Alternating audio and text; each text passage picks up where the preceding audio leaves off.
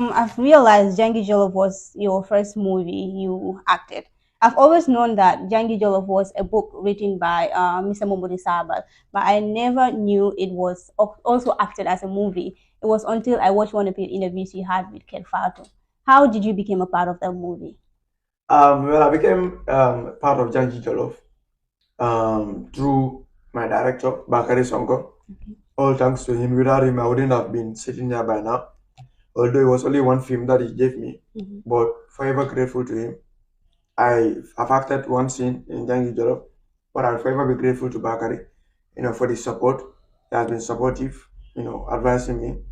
So we met at Ebony Theater. So he liked me as a person.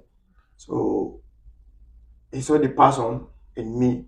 So he told me that okay, I'll be traveling to Nigeria for was it yearly fellowship, something like that. Okay. Or immediately I come, I want to do this film and I want you to be part of it. So that was my first film. That was how Jangi Jollof came about. I'll tell you a story. Okay. During this my holiday, I think a week ago, me personally, I went to Spice Hub. You know Spice Hub, right? King of Jollof, there's a man who won Jollof competition in Africa. Okay, yeah, yes. And it's a Gambia. Yes. So he invited me to come to his restaurant in Senegambia. I went there. Momodou Sabally came. He recognized me. Wow. So we greeted. So he was like, "You are doing good. I'm seeing your work stuff like that." And I told him, "I'm doing good, fine. But do you know that my first movie was sponsored by you, and it's your first film?" Amazing. He was like, Thank you, Jollof. I said, "Yeah." He never knew. He never knew. Wow. So yeah. So usually our first thing, because you said you've always realized that acting was something you really wanted to do. Jangi Jollof was your first movie. Sometimes our first movies or anything first for us to pursue, it determines our first time determines if we will continue on that or not. Do you think Jangi Jollof was the actual movie that pushed you forward to continue exploring your careers in acting? Yeah, I would say 100%. Because before Jangi Jollof, I was texting directors, movie producers in Gambia, put me in a film, put me in a film. I'm an actor, I'm an actor. 99.99%, apart from Bakari Sonko, all of them will read my message and snap me. So when Bakari gave me that opportunity, even though it's one scene, but I grabbed the opportunity and the thing motivated me, to do more. So life after Jangi Jollof actually motivated me, to go to the next level. So life after Jangi Jollof, was a big, big, big motivation for me, to pursue push my harder. continue. Great. I've also learned that you wrote an autobiography about yourself and you also produced it as a movie. I think that's amazing because a lot of time, even to write stories about yourself is very difficult because you have people judging you here and there. For you to not only write it but also produce it as a movie is a very brave step. How did that come about? So this actually occurred when I was going to high school.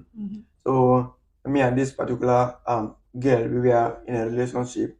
So I was actually doing a lot for her. Sometimes I will even sell for her.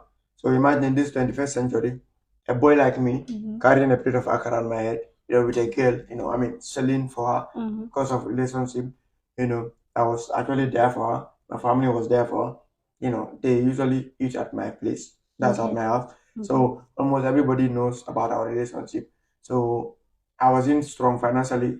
I had nothing, but the little I have, I was supporting them because at least I was way more better than her, So I was actually doing everything for her. And at the end of the day, it's actually, disappointed me. So I actually, thought about writing a particular story, So I wrote the story. So yeah. Amazing. Was that featured in maybe our television? Because did you produce it? Maybe it's on YouTube or Writing even that Fine TV Fine here. TV, yes. Yes. After writing that story, and I produced it as a film titled Unfaithful Girl. Okay. In fact, it was that Unfaithful Girl, that took me to Nollywood. But before knowing Fine TV, no television station in the Gambia actually featured that. No television station. In fact, I was there. I was pushing them. You know, put this film up. I mean, add the film. But none of them Okay. actually had. I've seen adverts on Faithful Girl, but then I never saw it again. I think Gambians, we really have to promote people like him. He's doing so much well. We didn't watch the Unfaithful Girl, but the advert alone tells us it's a very interesting movie. Yes. How many movies have you produced so far? In the Gambia. Both in the Gambia and Nigeria. Mm. Oh, it's quite many. You can't even It's count. not, it's not that You much. see why I said he's talented? I think it's many actually. It's not that much, but when I came to the Gambian movie industry, that was 2019. I think I produced about maybe 6 films. Okay, Yeah, before I depart. that's massive. Yeah, so many producers that were there before me couldn't do that. Couldn't achieve that Obviously, number. Yeah. obviously. I've also learned that you are the one who wrote Jangi Jollof and you. No, sorry, Jong Follow. Don't follow. Yeah. Jong Follow. How? Tell us about Jong Follow. So basically, me and my elder brother, we were sitting down one day. So in my neighborhood, there's this girl who's a cripple. Yeah. So the way they actually treat her is very terrible. So I told my cousin brother, I say, why not we write this story? Then I will produce it as a film. He said, okay. He said I will write the synopsis because I cannot write film. I told him, just write the synopsis. So he wrote the synopsis, then I wrote the script. So shout out to the spectator, my cousin brother, Mohamed Darboe. He's also a writer and a nurse. So he wrote the synopsis. So I wrote the script. Amazing. I think you are really talented. Musa does not only act, he writes and he produces. That is awesome. How did you get to Nollywood? I always tell myself, why did Musa go to Nollywood? Why not Gambia? We need people like you. But I'm pretty much sure something happened. That's why you moved from the Gambia to Nigeria. How did that happen? What happened that made you go to Nollywood to pursue your career? Okay. So there's this particular day. It was in Ramadan. So there's this particular producer in Nollywood who sent me a message via my LinkedIn. So we were talking. So he told me that he saw my profile that I'm a Gambian and I'm an actor. I said yes. So he told me that he watched a particular film in Gambia. That he's very interested. He loved the film. In as much as the film is not that, or it's not up to that standard, but the story, the acting, everything is actually top notch. So he loved the film, and he said he loved the protagonist of the film. That was myself. So he said, he said he's a producer in Nollywood, so he wanted to bring the person in Nollywood. I said, which film is that? So he told me Unfaithful Girl. Ah. So I was reading that message on Faithful Girl, but in this country, I was the only one who wrote Unfaithful Girl as a movie. I told him, "Do you have the link of the film?" He said yes. I told him to send it to me. So when he sent me the link, I clicked the link. The link actually took me to my YouTube channel. Wow. So that's my film. I said, "This is my film." He said no. He doubted. So I told him, "Okay, this is my number. Take my number. Call me on WhatsApp on a video call. If actually, you watch the film, then you will know that you are talking to me." I wrote the film, I produced it, and I acted as a protagonist. He said, okay. He said, in his free time, he would do so. So, weeks later, it actually occurred. He called on a video call when I was at the bank turntable. When he called me on a video call, it was him. I knew it was him. He knew it was me as well. So that's how my journey to Nollywood started. He said we didn't want to waste more time. He asked how much I got paid, in Gambia. I don't fully well that we don't get paid for movies. Okay. So I told him anything you have give me. He said no, they don't do that. Let me tell him my price. Then if you can pay, you pay. If you can't, we bargain. So I told him, okay, give me this particular money. He said, how do I pay? Through your account or Western? I said no, send through Western Union. So he sent through Western Union. the money is there. I went to the bank, I went to the bureau, the money is there. So they paid for flight tickets. I went to Nigeria. You mentioned Gambians don't pay for their actors and actresses. How is that possible? Because I know that the producers, if someone acts a movie for you, you don't keep it on you. You probably share it on YouTube, and likes give people money on YouTube or subscribers. So, do you think it's right you have someone acting for you? You don't pay that individual. Well, How is that even possible? Because you, as a producer, you are having something. yes, that's true. Mm-hmm. Before I left the Gambia, actors don't get paid, except maybe those who already make the face that people recognize them. Okay. Even they themselves, even they themselves, they hardly get paid more than $1,000. 1,000 what? I'm telling you, they hardly collect 1,000. So that's why they need a job to sustain themselves and their family. So people like us, Moka Kodo from here, we don't even see money.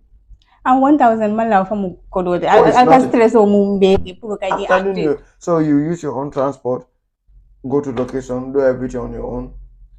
So that's it. So people don't know YouTube at that time. Okay. As of 2019, people don't even know what is YouTube. They know what is YouTube. They only go there to watch films or to watch music video. They are out. Whether YouTube pays or not, they don't know. TikTok, I'm not saying TikTok wasn't out by then, but nobody's on TikTok. Oh. It means it can think of them because after I'm knowledge so maybe if an go do so you people are left out doing career, you just want to pursue your career. Yeah, So we you do it just for follow passion. them. That's it. Yeah, that's it. So the moment you receive call from this individual who invited you over to Nigeria, do you do any background checking? Because in as much as you wanted so much to be in Nigeria, we've seen instances where people call you and tell you, come follow me to a particular country. I will do this for you. But upon arrival, you realize that it is the opposite of what they tell you. So don't you feel any guilt about, let me do a background check and maybe I'm not even going there to act in the first place? Or you just pack your Back. stuff and head to Nigeria? Okay. So Nollywood is the second biggest industry in the whole wide world after Hollywood. They are ranked second. So it is everybody's dream to be in Nollywood. Not just Gambians, but everybody's dream. Their film is watched worldwide. So when I received that call, I do not even want to tell my people because they will discourage me. So they are ex. Yes. They are their ex. Especially women. Everybody was going to discourage me. I knew. So I said, whether they discourage me or not, I will go. What I see, let me face it on my own. So I would have make a background finding, but immediately I saw that face. I've been seeing his face online, so there was no need to go and do a background, check. So, once I've decided that I wanted to go, maybe a few days before I go, probably 72 hours before I want to go, I told them that I wanted to go to Nigeria. Nigeria, me angry, come on, Nigeria. Definitely. Yeah.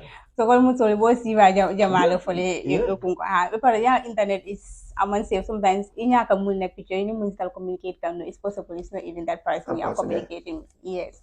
So but I know that it's your determination, your hard work. You can just listen to any negative thoughts, you just have to make it, and we are so proud of you.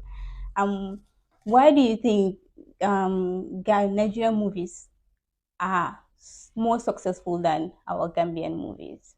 That question is as simple as ABC because Nigerians are ready for us, we are not ready. Okay. Yeah. When I say ready, people are supporting them massively when they put their content online. They are hitting millions when we are actually struggling to have 1,000. They will leave our films. They'll be watching Nigerian films. You understand? I'm in Nigeria, but I will say this thing. The Gambians will leave our film. They'll be watching Nigerian films. They'll be watching Senegalese films. Sure. We have the same talent that they have. But because of the support that they have, they've already reached there. We couldn't. You understand? And they produce quality content. I believe when we also have the support, when we have the right equipment, we can also produce quality content as well. So, in filmmaking here, people are not ready. When I say they are not ready, actors are not ready, producers are not ready, everybody is not ready. Most especially these actors. You say, okay, I want to be an actor. This is my dream, is my dream. Okay, you have to be at the rehearsal ground by 3 o'clock. You come by 6 or by 5. Are you ready? No, You are no. not. So in Nigeria, if you tell people that if you tell artists that you are supposed to be at the location by by 8 o'clock in the morning, 8 a.m., they're already there by 5. I mean, Yeah, 5, 6, 7, they're already there. But it will never meet them there.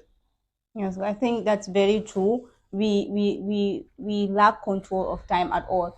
Usually, even if you go to gatherings, you hear people say it's Gambian time. Gambian time. If they say 5, and I'm always like, what is Gambia time? There's Time no is time. time is time. There's no Gambian time. Yes, time is time. We have to respect that. If you want to work hard and achieve as much as he's achieving, you have to respect time and work harder like him.